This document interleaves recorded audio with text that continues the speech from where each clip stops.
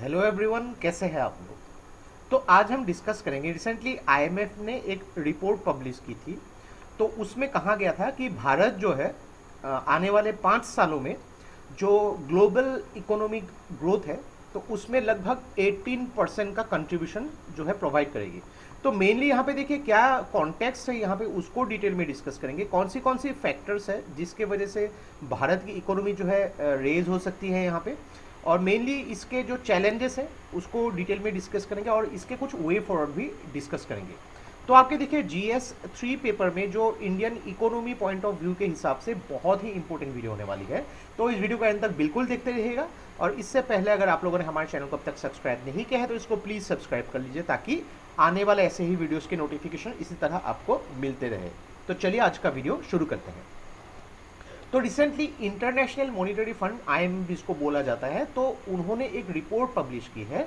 तो उसमें बोला गया है कि आने वाले 5 सालों में इंडिया की जो कंट्रीब्यूशन है regarding the global economic growth ये 2% तक बढ़ेगी। यानी कि अभी जो फिलहाल भारत 16% कंट्रीब्यूट करती है ग्लोबल इकोनॉमिक ग्रोथ में, वो आने वाले 5 सालों में 16% से बढ़ के 18% होगी, यानी कि 2% बढ़ेगी। यानी कि इंडिया जो है स्लोली ग्रो कर रही है यहाँ पे।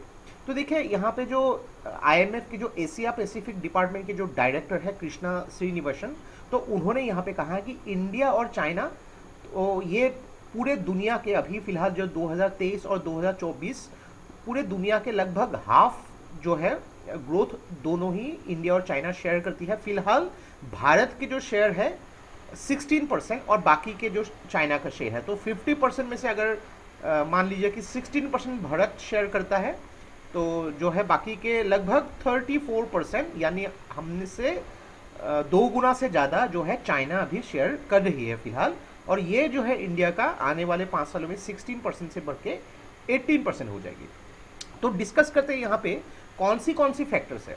तो पहली बात, जैसे कि मॉनसून हम जानते हैं कि Indian economy one of the important यहाँ पे पॉइंट है कि एग्रीकल्चर बहुत सारे लोग जो है अभी भी इन्वॉल्व हैं। तो 36 स्टेट और यूनियन टेरिटरी अगर मिला जाए तो लगभग 29 ऐसे जो स्टेट्स एंड यूनियन टेरिटरी है जहाँ पे एवोव या फिर नॉर्मल से एवोव जो वर्षा हुई थी।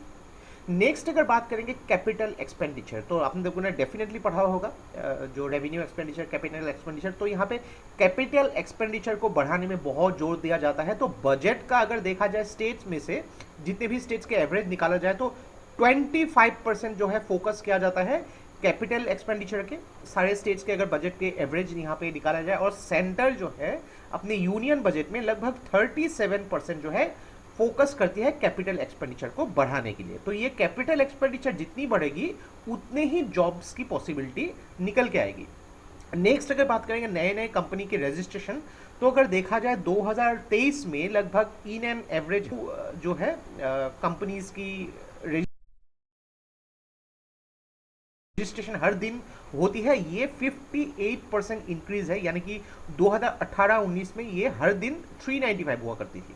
अभी फिलहाल जो है हर दिन 622 नई कंपनी की रजिस्ट्रेशन हो रही है। यानी कि रजिस्ट्रेशन हो रही है मतलब ज़्यादा लोगों को जॉब्स मिल रही है।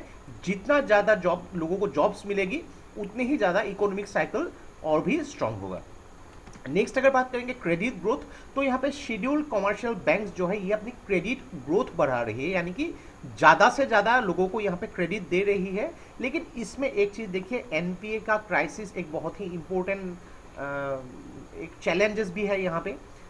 तो ये नहीं होना चाहिए। यहाँ पे क्रेडिट ग्रोथ मतलब क्या है कि जितने बिजनेसेस हो गए, यानी कि लोन्स चाहिए किसी बिजनेस एंटरप्राइजेस को या फिर लोगों को, ज़्यादा से ज़्यादा लोन मिलेगा। अपने यहाँ पे कुछ भी काम करें उसको अच्छा करेंगे और ये लोन का रीपेमेंट भी करना होगा। नेक्स्ट अगर बात करेंगे यहाँ पे फॉर्मलाइजेशन ऑफ इकोनॉमी, यहाँ पे ग्रोथ जो क्रेडिट जो है यहाँ पे ज़्यादा हो रही है पिछले दशकों के मुकाबले। यानी कि ज़्यादा से ज़्यादा लोग जो है जिनके पास देखे बैंक के कुछ अकाउंट या खाते भी नहीं थे, वो अपने बैंक में जाके अपने आप को रजिस्ट्रेशन करवा रहे हैं, बैंक में जाके पैसे जमा कर रहे हैं, जो एक बहुत ही अच्छा साइन है। अगर बात करेंगे कुछ चैलेंजेस जो इंडिया फेस कर सकती है या फेस कर रही है, तो वीक डिमांड। तो एक बहुत ही बड़ी पैंडेमिक जिसके बारे में सब लोग जानते हैं, कोविड-19 बहुत ही ज़्यादा इफेक्ट कर गया था। तो इसके वजह से बहुत सारे बिजनेसेस, बहुत सारे एरियाज में इफेक्ट हुई, स्पेशली सोशियो इकोनॉमिक डेवलपमेंट में बहुत ज़्यादा इफेक्ट हुई थी। तो उसके वजह से low economic growth, high inflation और बहुत ही बड़ा अनएम्प्लॉयमेंट देखने को मिला था। तो अगर देखा जाए यहाँ पे जो आरबीआई के हिसाब से लगभग 2021-22 में ये जो अनएम्प्लॉयमेंट रेट 4.1% थी, तो बहुत ज़्यादा है यहाँ पे अगर देखा जाए। तो ये जो देखा जाए कि यहाँ पे इन्फ्लेशन बढ़ रही है, अनएम्प्लॉयमेंट बढ़ रही है, तो उसके वजह से सीवियरली इंडिया की इकोनॉमी इफेक्ट होती है। तीसरा पॉइंट जो है यहाँ पे पोर इंफ्रास्ट्रक्चर। तो एक चीज़ देखिए कि जॉब्स को डेवलप करने के लिए ट्रेड्स, लॉजिस्टिक्स डेवलप होना पड़ेगा। यहाँ पे सड़कें हो गई, ब्रिजेस हो गई, यहाँ पे रेलवेज की इंफ्रास्ट्रक्चर, देन बसेस हो गई, यहाँ पे एयरपोर्ट्स, पोर्ट्स। तो यहाँ पे मेनली इन सब को भी डेवलप होना पड़ेगा, इंफ्रास्ट्रक्चर अच्छी होना पड़ेगा। तो वर्ल्ड बैंक के एक रिपोर्ट के हिसाब से इंडिया में इंफ्रास्ट्रक्चर गैप जो है एस्टिमेटेड किया गया है लगभग 1.5 ट्रिलियन यूएस डॉलर, यानी कि अभी भी 1.5 ट्रिलियन यूएस डॉलर की इन्वेस्टमेंट ज़रूरी है, तभी जाके ये जो गैप है ये फुलफिल हो पाएगा। तो इंडिया की पॉपुलेशन के हिसाब से यहाँ पर कैलकुलेशन की गई है, ये जब फुलफिल होंगे तभी और जॉब्स निकल के सामने आएंगी।